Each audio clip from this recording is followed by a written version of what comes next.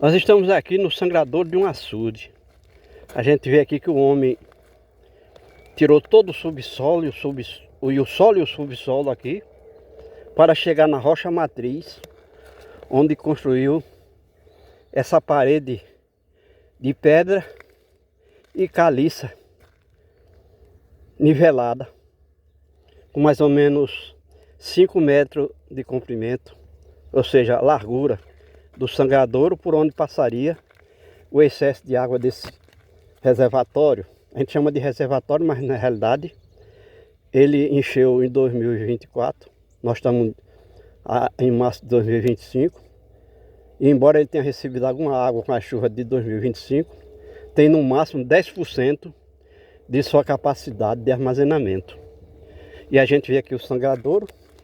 Do sangradouro para onde está a represa dá mais ou menos uns 15 metros já o recuo da água à medida que ia secando. Então ele encheu e sangrou aqui em 2024 porque as chuvas de janeiro a julho de 2024 foi mais de 600 milímetros, ou seja, 600 litros de água por metro quadrado numa bacia hidrográfica desse açude que não tem menos de 2 km quadrados. Então significa que caiu 600 mil metros cúbicos de água por quilômetro quadrado nessa bacia hidrográfica, e o açude não tem capacidade de armazenar mais do que 150 mil metros cúbicos. E está aí o resultado, menos de 10%, não se pode dizer que isso é reservatório. Primeiro, porque se alguém beber dessa água, e a gente sabe que o gado bebe, ela é totalmente contaminada. Aí só tem micro-organismo agora, por conta das fezes do gado mesmo, das urinas. O gado vem para aí, para essa baixada, ou para essa bacia, vai defecando, e quando vem a chuva, arrasta tudo para dentro do açude. E aí, cria aquela sopa, como a gente já falou em outros vídeos, que vai se formando aí, com a presença de micro-organismos de vários tipos, dos 4 reinos de micro-organismos tem aí: fungo, vírus, bactéria, protozoários, vírus, tudo tem aí, porque a gente sabe que os micro-organismos foram criados em condições ambientais extremas. Quando se fala extrema, significa dizer que não tinha animal nem vegetal quando foram criados os primeiros seres vivos da Terra, que são os micro-organismos, porque era a situação que não era propícia à geração, à criação e manutenção de animais e vegetais, que só foram criados quando foi criada a chuva. E a gente sabe que tudo que teve um começo. Teve um começo para a chuva, teve um começo para os micro-organismos, teve um começo para as plantas e para os animais, tudo em tempos diferentes. Porque a Terra não foi criada logo de supetão em condições de ter vida. E a gente sabe que durante pelo menos 1,5 bilhão de anos não existia nenhuma espécie de vida na Terra.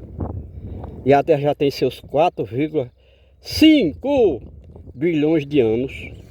Então, digamos que começou a surgir os primeiros seres vivos há 3 bilhões de anos. E tudo que tem começo tem fim. Só Deus é infinito. Então a gente anda por aqui, na parede desse açude, e a gente vê que isso aqui tem mais de 70 anos de existência. A erosão já comeu em vários pontos, já fizeram algum reparo nas paredes. E um desses reparos que não está dando certo é a jurema que nasce aqui na parede de terra. Ela, se nasce do lado da água, ela bota a raiz para o lado de fora, para o outro lado. E aí quando a represa chega na jurema, aquela raiz vai funcionar como um cano, fazendo com que a água vá embora. E tem outra jurema que se cria do outro lado da parede, no lado oposto à represa, e vai colocar suas raízes para dentro da água, para buscar água. E tudo funciona como um fator de fuga da água do açude. Então aqui não é apenas a evaporação, que a gente sabe que evapora pelo menos 1 centímetro de água por dia, mas também a terra seca no verão, ao redor da represa, vai sugando essa água. E também pouco dessa água vai se infiltrando no terreno embaixo da represa. Então são vários fatores que concorrem para que 90% dessa água tenha sumido de agosto de 2024 até dezembro de 2025. Em janeiro já choveu e mesmo assim a reposição a gente vê que é muito pequena. E como a gente disse no início do vídeo, não tem mais do que 10% da sua capacidade de armazenamento. Isso é um fator que o homem já devia ter aprendido. O homem daqui dessa área que diz que aqui é seco, que aqui não chove, que aqui não sei o que, tudo desculpa esfarrapada, porque tudo isso aqui foi criado pelo homem, essa situação. Isso aqui de fato era uma terra úmida e fértil, chovia no mínimo 1000 milímetros aqui por ano, quando o homem chegou aqui. Era uma vegetação densa, com mais de 400 espécies de gramíneas, de gramíneas sim, e relva. E outra quantidade igual de plantas, espécies de plantas a nível de árvore e arbusto. E hoje a gente não vê nem 10% dessas espécies que existiram aqui. Então a gente vê que o homem, se o homem é o problema, o homem é a causa do problema. Ele mesmo criou isso aqui, porque existe forma inteligente de se captar e se armazenar água da chuva aqui no Nordeste. Mas o homem não se emenda, não se cura da sua doença maligna de destruição. Então a gente vê que aqui tudo é causa do homem destruiu. Ele pensou em construir esse açude como se fosse um reservatório para poder fazer irrigação de lavoura no verão, e não tem água para isso. E também para o gado beber, se banhar, porque o gado gosta de tomar um banho nessas represas. Existe pelo menos 2 milhões desses pequenos açudes no chamado semiárido nordestino de 800 mil quilômetros quadrados. Então é mais do que 1 por quilômetro quadrado. Como a gente já disse em outros vídeos, tem riacho aqui que a cada 1 quilômetro existe um reservatório desse. Então o que acontece com a chuva de hoje, que é muito menor do que foi há tempos atrás, nenhum enche. Aliás, nenhum deles enche. E todos secam exatamente na hora que mais se precisa da água, que é no verão, seco. Como a gente disse, água para o abastecimento do homem, casa. E a gente sabe que o homem precisa de no mínimo 100, cada pessoa necessita de no mínimo 100 litros de água por dia. Se você multiplicar pelo ano, já são cerca de 40 metros cúbicos de água por ano para uma pessoa se manter em casa. Ou seja, cozinhar comida, beber água, lavar roupa, lavar os utensílios de casa,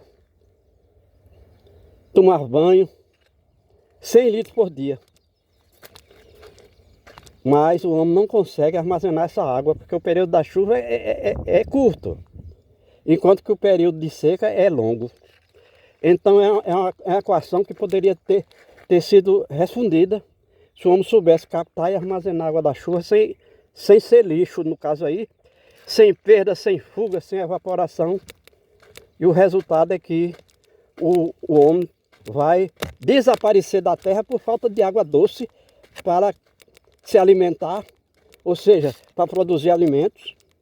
Porque, como a gente disse em outro vídeo, tudo que a gente come vem direto ou indiretamente das plantas, e as plantas só existem na água doce. Aí alguém diz, mas não tem no mar? Conversa fiada. Eita, preá, correu! O volume de plantas, de vegetais no oceano, que cobre mais de 70% da superfície da Terra, não chega a 10% do volume de plantas e massa de plantas que existem nas terras emersas fora dos oceanos. Por quê? Porque nos oceanos não tem solo. A gente está vendo aqui que tem que ter solo. Até o homem é feito de chão, de solo, segundo a Bíblia. Não tem solo nos oceanos, não chega a luz solar no chão dos oceanos, porque os oceanos tem lugar que tem mais de 10 mil metros de profundidade. O sol não chega lá, não chega. E a luz do sol é energia luminosa e calorífica, é fundamental para a vida. E a gente sabe que nos oceanos também não tem os gases atmosféricos, é tanto que animais como a baleia, que já foram animais terrestres, ou seja, animais nos continentes, fora dos oceanos, tem que, vez por outra, dar uma subidazinha na superfície do oceano para respirar. Porque lá não tem oxigênio. Se o oxigênio está na água, mas nem todos os animais conseguem respirar aquele oxigênio que está na água. Aliás, a gente diz que tem oxigênio na água do oceano, seria até um desaforo. Porque o oceano tem no mínimo 70 elementos químicos, físicos e orgânicos que não fazem parte da água, que não existe aqui na água doce. Então nós estamos explicando por que as plantas, elas são seres vivos de vida complexa que só funcionam na água doce. Elas só podem ser criadas e mantidas na água doce. Por isso os oceanos não se pode considerar que os oceanos têm matéria orgânica vegetal. Embora os animais nos oceanos sejam uma variedade de espécies e de massa orgânica animal até maior do que nos 29% da terra que estão fora dos oceanos, que é aqui chamado de terras emersas, ou seja, nos continentes fora dos oceanos. E a gente vê aqui que essas plantas, que são gramíneas, e absolutamente gramíneas, são alimentos de primeira categoria para o gado, então não consegue crescer, porque eles vêm beber água e aproveitam e vai colhendo isso aqui, que permanece verde, inclusive no verão, porque a própria umidade do chão que avança da represa chega aqui e mantém essas plantas sempre verdes, onde passou a umidade da represa. Vai permanecendo no solo por bastante tempo. E a gente vê que se o homem conseguisse manter a água, que é descomunal, por exemplo, se aqui caiu 150 milímetros de chuva já de janeiro até março de 2025, significa 150 litros por cada metro quadrado desse chão, recebeu 150 litros. E a gente vê que sendo um terreno inclinado, porque o açude é uma depressão, não só por ser escavado na depressão do terreno, que é o rio, o riacho, mas também porque foi cavado mesmo, foi feito um furão aí. Então toda a água vai correr por gravidade. Não digo toda, porque tem parte que vai ficar presa nas plantas, se é que tem plantas. Então essa água chegando aqui, aí a gente diz, mas essa bacia desse açude, a bacia hidrográfica, tem uns 2 km². Aí você diz 150 mil metros cúbicos por km². Então seria 300 mil metros cúbicos de água em 2025 que caiu na bacia hidrográfica de 2 km² desse açude. E o foi que chegou aqui? Não chegou nem 10%, porque o açude continua seco. Se tomou alguma água, de janeiro para cá, provavelmente tem essa mancha aqui mais clara, onde não tem plantas, e já secou. Pelo menos recuou uns 40 centímetros de onde a água esteve aqui a partir de janeiro. Então a gente chega à conclusão que o homem não sabe captar e armazenar água da chuva, nem no Nordeste, onde ela é essencial e deveria ser considerada de uma forma útil, se captasse e armazenasse tal qual vem das nuvens. E existem formas concretas, inteligentes, de se captar água da chuva em qualquer área do Nordeste. Um projeto de captação de água a partir das nuvens, sem contato com o chão, utilizando mantas PVC, lonas, criando assim uma área de captação de água 100% de água. E o material todo é disponível na indústria do Brasil. Existe essa lona especializada, vamos dizer, favorável a ser utilizada para a captação e armazenamento de água da chuva. Então capta-se a água, constrói-se um rio em onde não existe, com essa lona impermeabilizando o chão. E ao mesmo tempo pode-se cavar as cisternas junto a essa área de captação, também usando lona, ao invés de alvenaria, porque a alvenaria além de ser caríssimo, o tijolo, a mão de obra, o cimento, ela racha. Com o calor, as cisternas, todas elas daqui, as cisternas racham. Essas cisternas de placa de cimento. E a gente já viu, já fez vídeos mostrando as raízes das plantas de fora, entrando para a cisterna para colher água. Então mostra que não é uma coisa segura. Então a água, ela vai procurar fugir de todas as formas, porque isso faz parte do ciclo natural da água. Enquanto que numa lona ela estará totalmente, vamos dizer assim, 100% armazenada por toda a vida. Se a lona não furar, a água não foge. Então é uma cisterna que tem uma camisa de lona, ou manta PVC, como queira, que é a mais apropriada, e coberta, de modo que a água nem foge para baixo, nem por lado, e nem evapora. É uma coisa absolutamente segura e higiênica, porque a água da chuva é a água que foi criada pela natureza para gerar e manter as plantas e os animais. Nós mesmos, seres humanos, temos mais de 80% de água no sangue. E não é qualquer água. Tem que ser água doce potável. Porque a água salgada, se alguém beber 1 litro de água salgada, ele morre. Lá no mar mesmo. Então o homem é um ser vivo de água doce. E é aqui onde nós vivemos. E nós estamos. Nós comemos e bebemos água doce.